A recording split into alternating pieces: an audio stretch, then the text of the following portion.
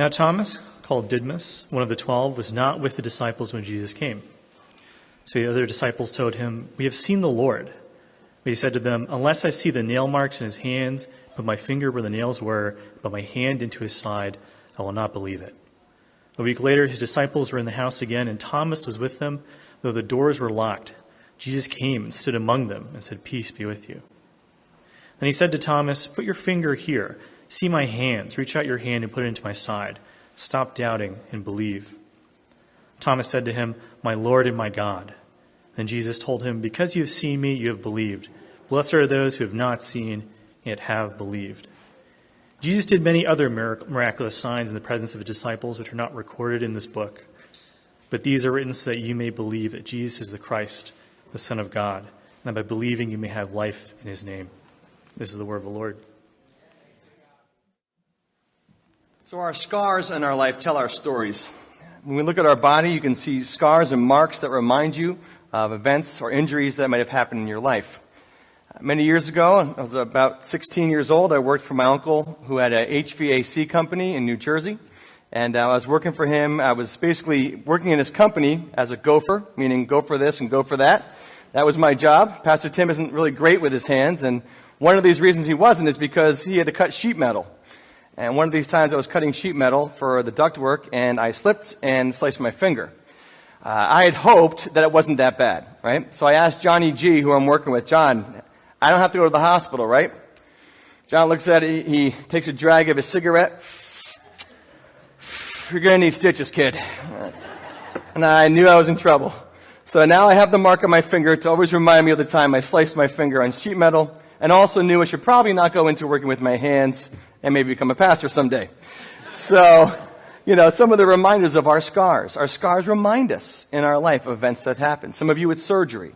Surgery you had, that the mark on your body that is there from the scar that occurred. The time you fell, the time you had an incident that happened in your life. Our scars remind us of events in our life or things that happened. For Jesus today with Thomas, we're told the story of the scars that he has and how it changed Thomas's heart. Thank goodness for this story today, because it's actually the only time we learn about this. This is the only gospel where Thomas is told about what happened when he doubted about Jesus and how Jesus comes to him to meet him with his questions. In our text, we're told Jesus appeared to his disciples. We read in our responsive reading about the tomb. We're reminded the tomb was empty. The disciples had shown up, Peter and John. They couldn't believe it. They run back, and Mary is the first to receive the good news. She goes and tells the disciples. Now, they're not certain. They certainly know something's happened. John, we're told, believed, but the others probably weren't sure. They were scared. We're told later they were hiding, afraid of the Jews, afraid of what would happen to them. And Jesus appears in a locked room and says, "Peace be with you." Totally shocks them that he shows up and appears in a locked room. And he then breathes on them and gives them the Holy Spirit and sends them out to be his representatives. It's amazing. One thing, though, Thomas wasn't there. We're told in our text, Thomas wasn't there when it happened. He missed out on this massive event. And poor Thomas here, they had this encounter with Jesus. He comes back and he shows up, and we're told what they say to him in verse 24. Now Thomas, one of the 12, was not with the disciples when Jesus came. So the other disciples told him, "We have seen the Lord." In the Greek, this is said in such a way that it's a repeated term. So it's actually said multiple times.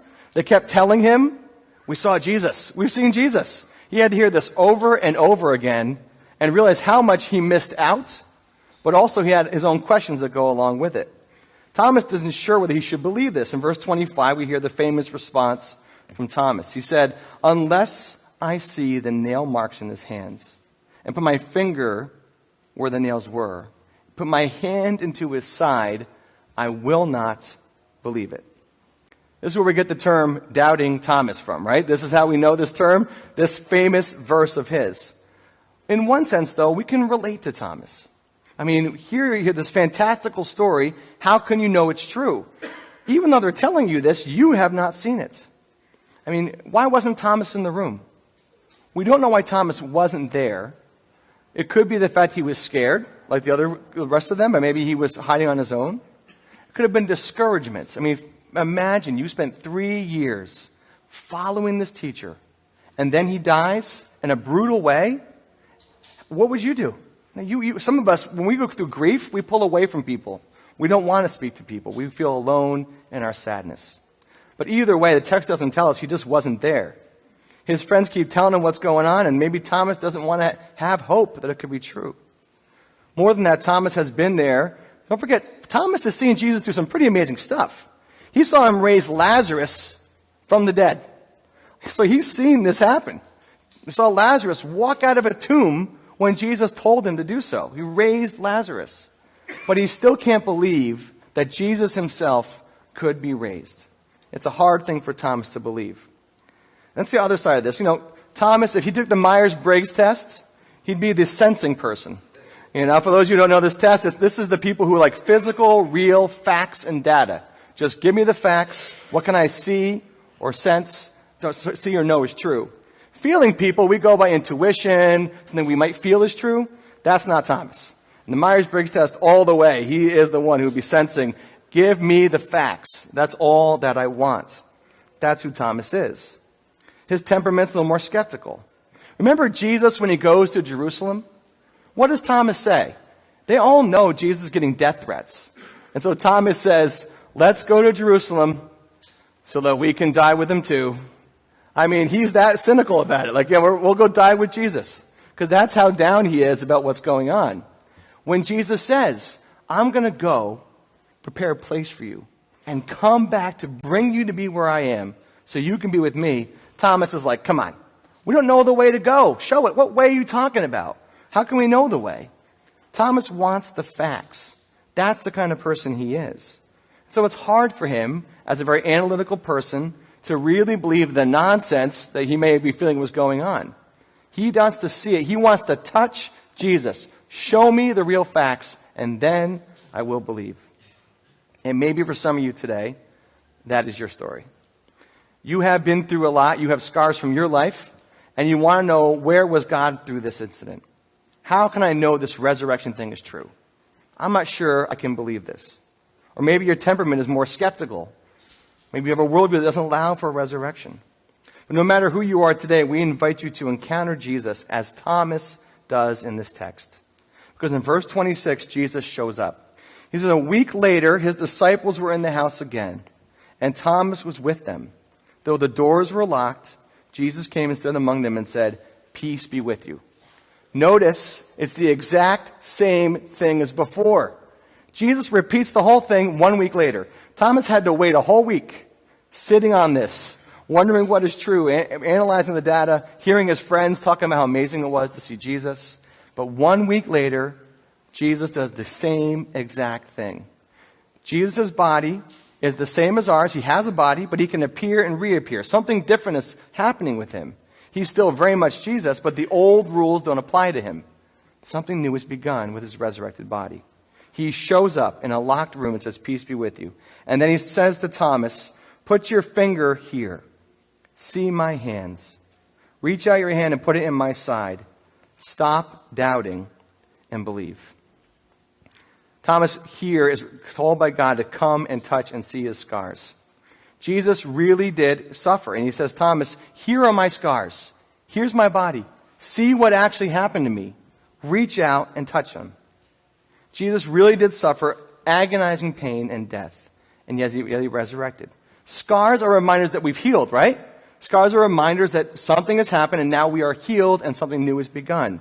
Jesus really did suffer. God's hands, feet, and side were scarred. And that's totally alien to our understanding of how God could do, but he does it for us. And God remained this way. God kept his scars. Why didn't God just heal himself? Give him a brand new body when he resurrected, totally healed with no scars. Why include these scars? Why does Jesus do this? I mean, here's the thing too. Jesus keeps his resurrected body. When he leaves this earth, he doesn't leave his body. His body goes with him when he ascends. He keeps his resurrected body with scars. Scars remain. And the scars are there to remind us of what Jesus did for us, to show us his love. The resurrected Jesus keeps his body and his scars forever. It is a reminder of how he suffered for us and loved us all the way. Jesus was permanently changed because of how much he loved us. And that's what love may cost us. When you love people and love others, it will cost you something. People will die. People that you love will pass. When you love someone and you lose them, you're reminded of how deeply you've loved and what you have lost.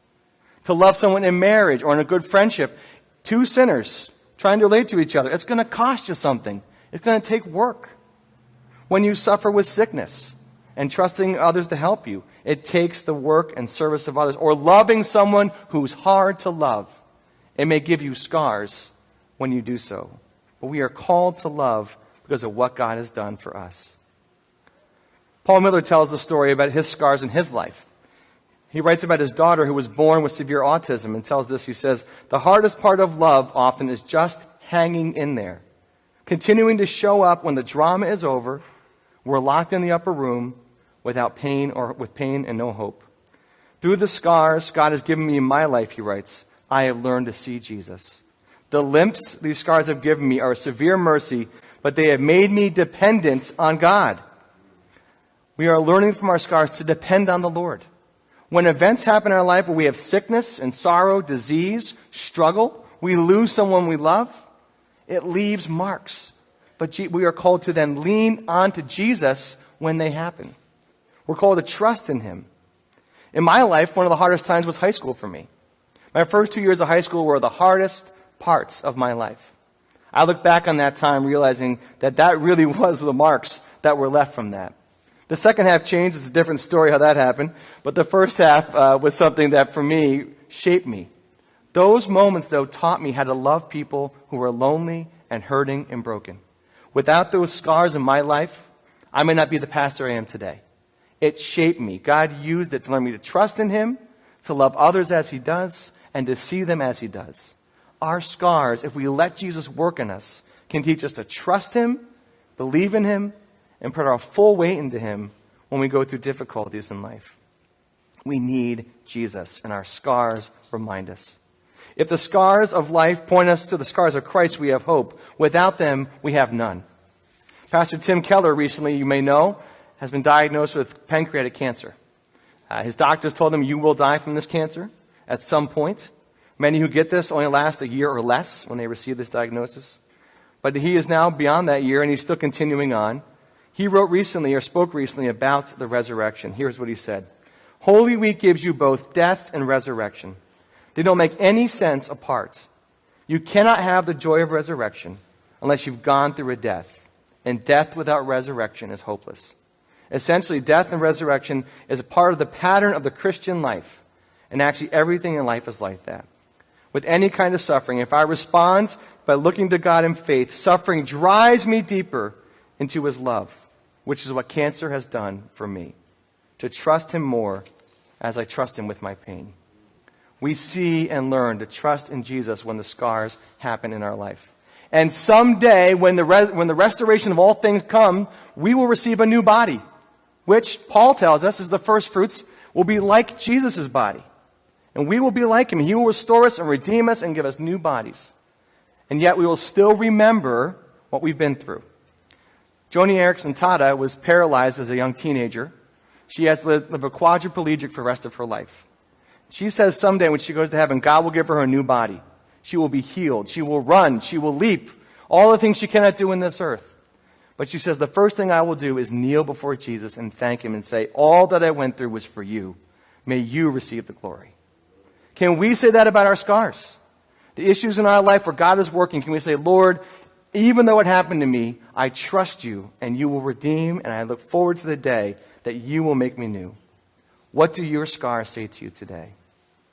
For Thomas, his encounter leads him to trust in God more. When Jesus says it to him, what's his response? He says, my Lord and my God.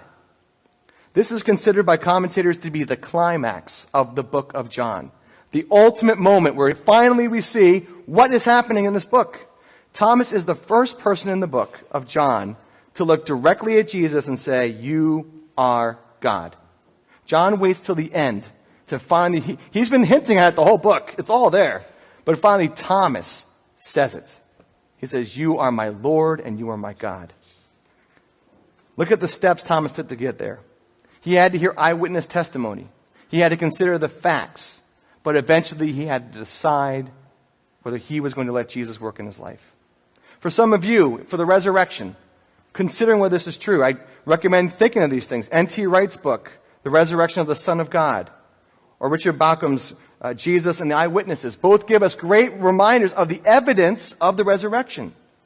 The empty tomb that no body was ever found shows us, hey, if they found his body, they would have produced it. They couldn't. Or the reminders of eyewitness reports. The Bible gives us very specific details that no myth would ever do. Why would women be the first person to hear about it? In that time, their testimony wasn't believed. But they give these details because that's actually what happened. And Paul tells us there were hundreds of eyewitnesses to the resurrected Jesus. Consider the facts. Look at these things and consider whether you might believe. We stand on the testimony of the apostles, of what they encountered, and we say we believe it today. But secondly, we have to decide whether we will receive Jesus as Thomas did.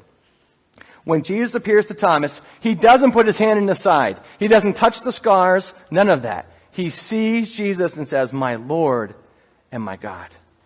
By seeing the scars, Thomas sees Jesus and realizes Jesus heard him and his questions and his doubts. He heard Thomas saying, "I have to see the scars to believe." And then Jesus says, "Well, right here, Thomas, I heard you. I heard your questions. I heard your doubts. Here I am. See my scars." And for Thomas, it immediately changes his heart, and he says, "My Lord and my God." And he believes that it is true. For some of you, it may be allowing Christ to actually work in your life, to receive that work and say, maybe I need to receive what could be true from him. And then Jesus turns and says to Thomas, "Because you have seen me, you have believed. Blessed are those who have not seen and yet have believed." Now, when Jesus says this, he says it to Thomas. He's not putting Thomas down. He's not saying, "Thomas, if you just should have believed. Blessed are you, you've seen and believed." But Jesus does something interesting here. He breaks the fourth wall. Have you ever seen a movie where like Ferris Bueller, where he talks to the camera, or The Office, where they always turn to the camera and speak about what's going on or give a look? That's what Jesus is doing. He's speaking to Thomas, and then he turns to the audience and says, "Blessed are you if you've not seen and still believe." He's speaking to us. Jesus is speaking to you in the audience saying, you are blessed because you've not seen, but you believe that this is true. You've not seen it, but you believe it. Blessed are you that have not seen and still believe. And then John has his ending, reminding us of why he wrote all these things. From the very beginning to John 1 to now, I wrote these things that you may know that it is true. And by believing that Jesus Christ is the Son of God, you may believe and have life in his name. He wrote these things to believe that it could be true. Maybe some of you have doubts today. We're not here to make you believe, but we invite you to know more. Some of us as Christians have doubts, and we should explore our doubts. Ask good questions to deepen your faith. But for those of you who have never believed, if you have doubts, maybe you should doubt your doubts. Maybe you could take a step of belief. Actually saying, maybe I'll give this a chance to see if this could be true. Take a step that maybe you can encounter the risen Christ. Philosopher Charles Taylor says that often as people believe in our world today, the imminent frame, all I see here is true. And as Christians, we do not believe that. It's not just what I see in front of me, it is everything. The God is at work even in the unseen of our world. And we believe that God is working in that way. Thomas's life has changed. And interestingly, we have reports from Eusebius and the historical reports that Thomas went the furthest of any disciple. He went all the way to India. There's actually a church there named after Thomas. I believe that he is the one who started the ministry in India and died for his faith there. Thomas went the farthest of any disciple. He encountered the scars of Christ, and he goes the furthest because of it. Who are you called to go to today because of the scars of Christ? How can you show your woundedness and trusting in the Lord, walking with a limp, but showing that Christ is real with your life? People need to know it is true. Who will you take this truth to? Who needs to know around you that Jesus Christ has risen from the dead, that he is faithful, he is Lord, and he cares for your life? Each one of us has scars in our lives. Some we bear in our body from our own experiences, others from emotional scars, injuries inflicted on us in our life. Many of them happen to us. They're painful reminders of what has been done to us, but we can trust the Lord in the midst of it. Jesus says, I know your pains. I know your sorrows, your doubts, and your fears. I see your flaws, but I've seen you all the way to the bottom, and I love you deeper than you could ever know. Jesus sees you and loves you. He knows your doubts, your concerns, and your worries. He wants to meet you in it. And if you just take one step and say, Lord, show yourself to be true to me. I'm not sure if I believe this, but I want to take a step. He will meet you in that. Our God is that faithful, and He's that big. He's bigger than our questions. He's bigger than our doubts, and He's bigger than our worries and concerns. And He can meet us in those things. And someday, we will receive resurrected bodies in the new heavens and new earth. We will be together with the Lord. And all the sorrow and difficulties we've experienced in this life will be eclipsed by that moment. We will look back and say, all that I experienced on earth, the pain, the difficulty, the scars that were left, all of them have been eclipsed by this moment because of what Jesus has done. You will be with the Lord in joy and peace and hope. No more sorrow or death or pain or suffering. And we will know and say, Jesus, it was all for you. What I went through was for your glory. We can face these scars of life today knowing that this life with Jesus and the death He has defeated is found in Him. I need this reminder today too. Remember my grandmother's death this past year at Christmas? Was a hard thing when I remember my hope of the resurrection. When we, as I mentioned this before, when we stood around her casket and sang the doxology, it was a somber moment. But when we sang that, we could sing the doxology not because we were just some kind of cheerful, hopeful people. We were singing around her casket the doxology because we believe that she will resurrect someday and she will live again and we will see her again. The promise of the resurrection is our great hope today. May this be the reminder this Easter. May the joy of the Lord be in you. May you have the hope that no matter what you're facing in your life today, the resurrected Christ has met you. He is powerful. He is mighty. He cares about you. And He wants to meet you today in whatever you're facing. May you encounter the resurrected Christ. And may you know the scars of His love. Let's pray. Lord, we thank You for this text today as we hear from Your word. This reminder of Your presence in speaking to Thomas. We're thankful for this text, which gives us a reminder that even in our doubts, You meet us and care for us and want to show us Your great love. May we remember that through the difficulties that we have faced in life, You meet us there and give us hope.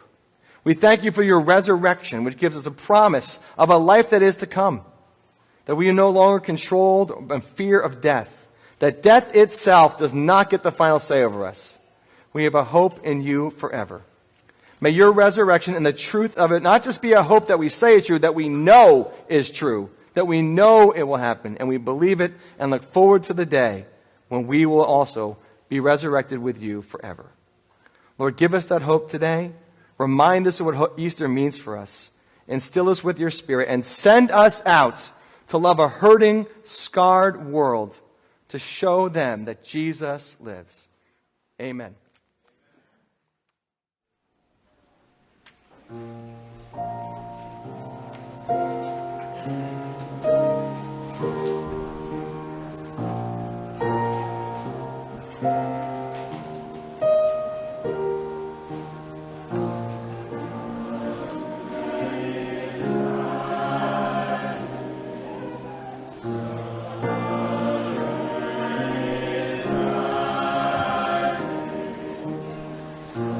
Early morning and Mary is white.